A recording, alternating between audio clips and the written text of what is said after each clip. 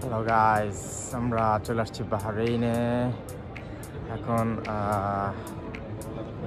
যাচ্ছি এয়ারলাইনের সাথে কথা বলতে, যেহেতু 1 ঘন্টা 25 মিনিটের ট্রানজিট ওরা চেঞ্জ করে 11 ঘন্টা 25 মিনিট করছে। সো এখন এয়ারলাইনের সাথে কথা বলতে হবে যে ওরা কি কোনো হোটেল দিবে কি না। Let's check it out and let's see you guys. Thank you.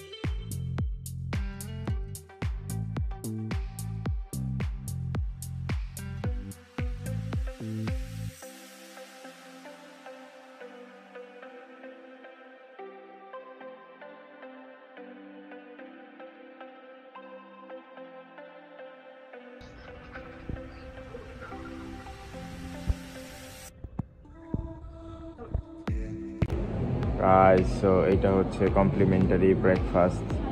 কালকে রাতে হচ্ছে বিরিয়ানি খাইছি, সো এখন রাইস আইটেমের মনে হয় এখন বার্গার কিনে আসছি, 2টা double cheese burger with Mirinda, with 7 Up, with chips, a lot of ketchups. Enjoy.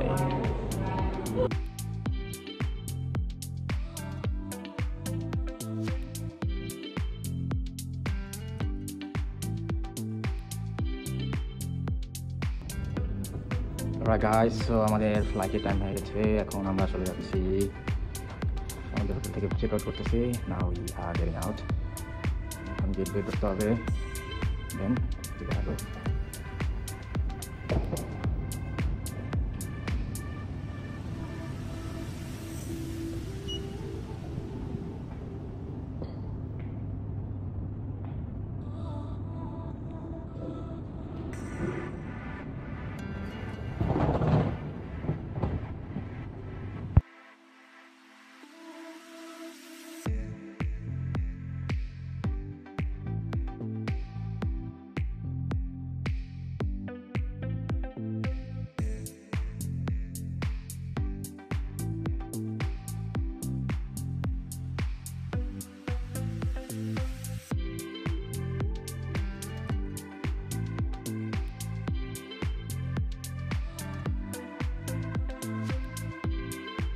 আমাদের boarding done, so off to Heathrow.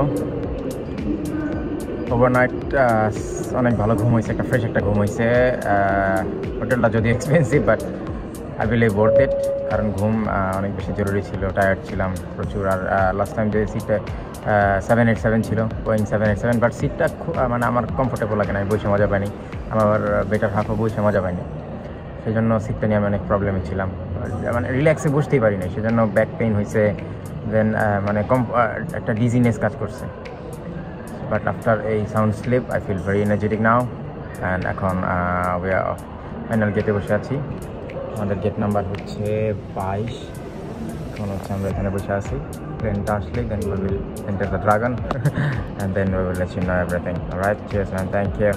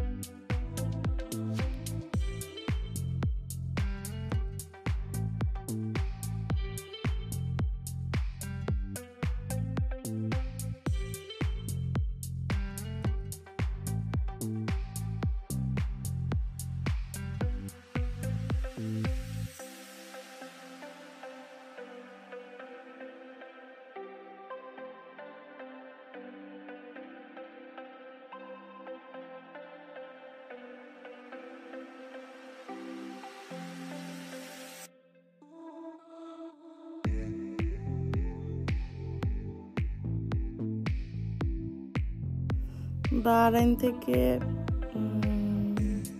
সমুদ্র দেখতে দেখতে এখন আমরা অনেক উপরে আস্তে আস্তে উঠে যাচ্ছি। আলহামদুলিল্লাহ আলহামদুলিল্লাহ। এরপরে আমাদের খাবার চলে আসছে। এটা আমার হাজবেন্ডের খাবার, কাইন্ড অফ সিমিলারই ছিল আমাদের দুজনের খাবার। ওরটা একটু দুই একটা আইটেম আর কি ডিফারেন্ট ছিল। এটা হচ্ছে চিকেন আর ভেজিটেবলস দিছে আর মাশরুম, আর হচ্ছে পাশে এটা কি এই জিনিসটার নাম আমি জানি না, এটা কি ডিশ, ওয়ান কাইন্ড অফ সালাদ, কিন্তু টেস্টটা খুবই খারাপ। বান হচ্ছে বাটারের সাথে খাওয়ার জন্য, আর একটা কেক দিয়েছিল। এই কেকটা আমিই খাইছি বেশিরভাগ। কেকটা খুব টেস্টি ছিল।